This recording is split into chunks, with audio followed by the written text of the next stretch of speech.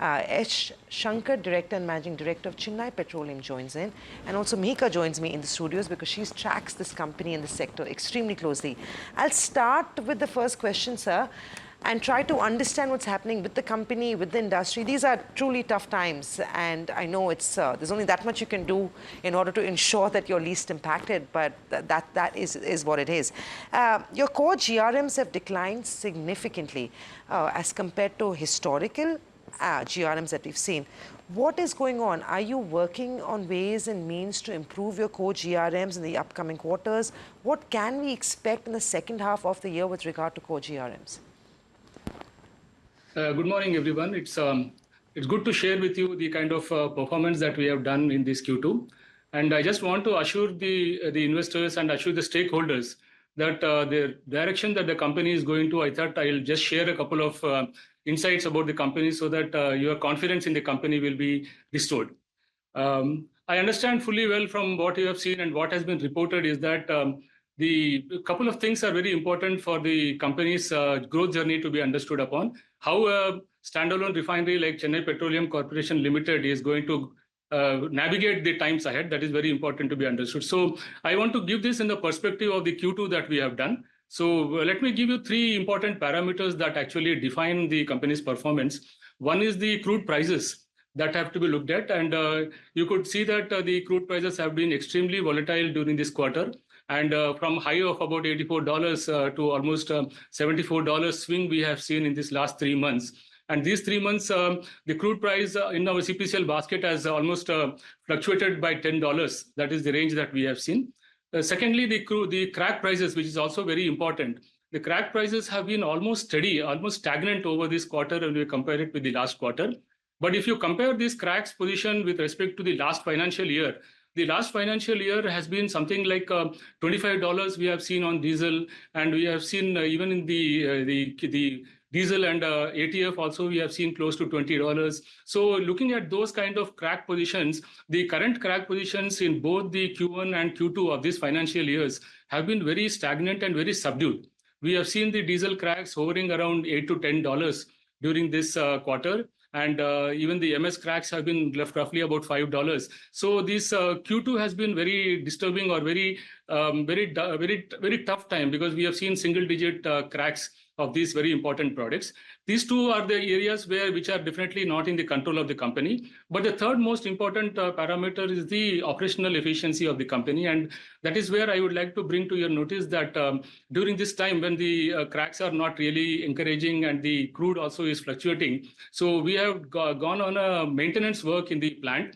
We have taken almost about 2 major blocks of our refineries. We have taken shutdowns, and we have completed all the shutdown now. And in that scenario, we should be able to look forward to a very robust performance in Q3 and Q4 because we will be able to do a very high level of operational efficiency, and we will bring in a lot of reliability also to the plant, which is foremost important because this third area, which I'm talking about as the operational area, which is totally something that we need to really control, and we want to be in control of this scenario. So I would say that although Q2 has been not very encouraging from the perspective of the numbers, I would say that looking forward, the times were bad in Q2, and globally, this problem has been faced by many companies. Right, sir. Yeah. Sir, we completely resonate with what you're saying, and we also understand this is tough times, and there's only that much you can do to insulate yourself from what's happening globally.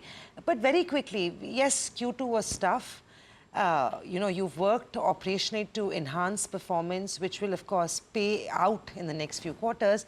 But do you feel like the second half of the year will be better than this, or do you think the pain will last longer?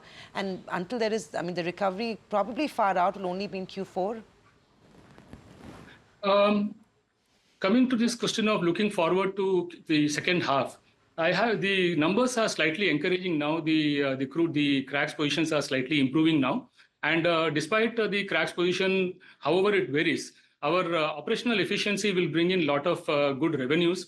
And we are also trying to maximize our value-added products, which will give substantial margin to our overall profitability. So I think that despite where we are looking at now, I have a very strong feeling and I have confidence to say that the H1 will give us much better results than what we have seen in H1. H2 will give us much better results than what we have seen in H1.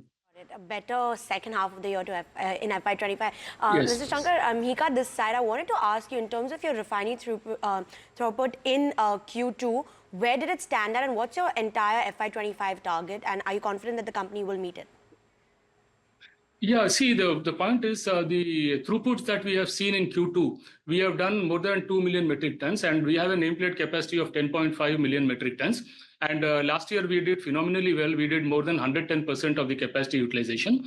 But in H1, we have done 94% capacity utilization on the back of the shutdowns that we have taken in Q2.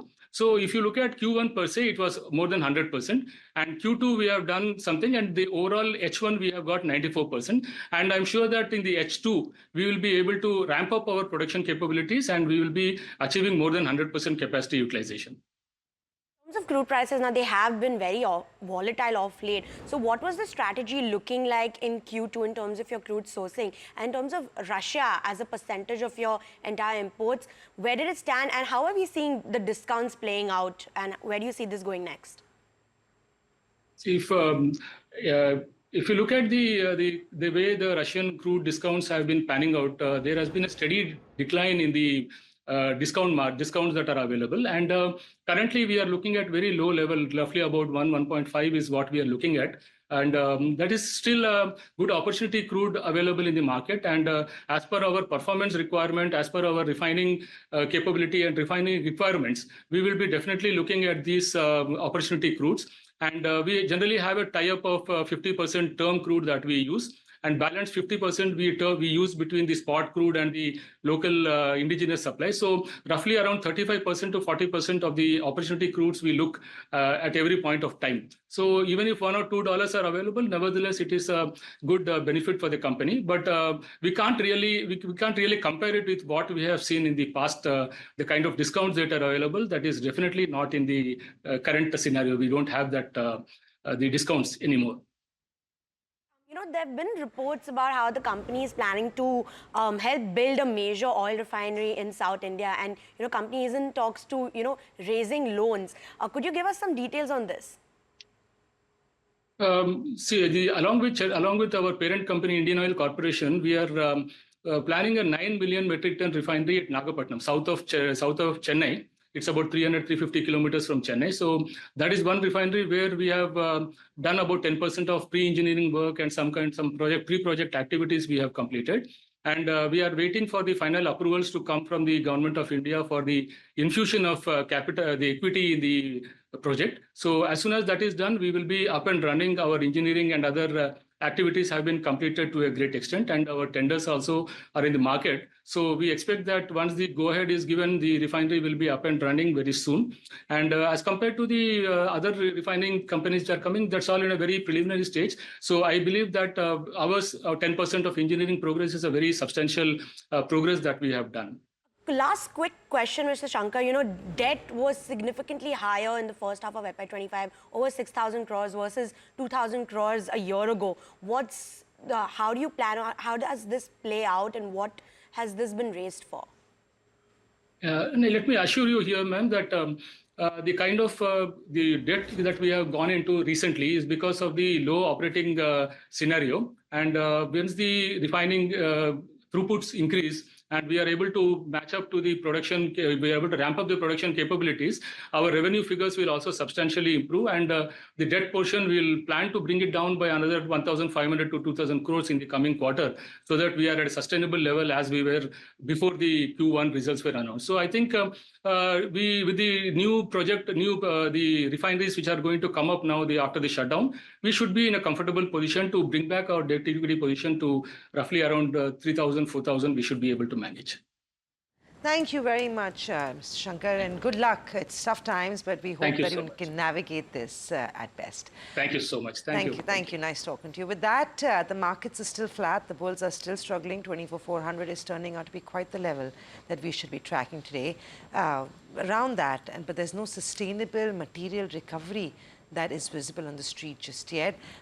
Parts of the market are doing okay on back of earnings. The broader market universe performing a lot better than the large cap space. HUL is under tremendous pressure on back of disappointing numbers. SPI Life also not looking good. Hindalco too selling off in trade. So it's a tough day of trade, just like it has been for the last couple of days. With that, we're completely out of time. Thanks for watching, but there's a lot more programming on the other side, so keep it with us.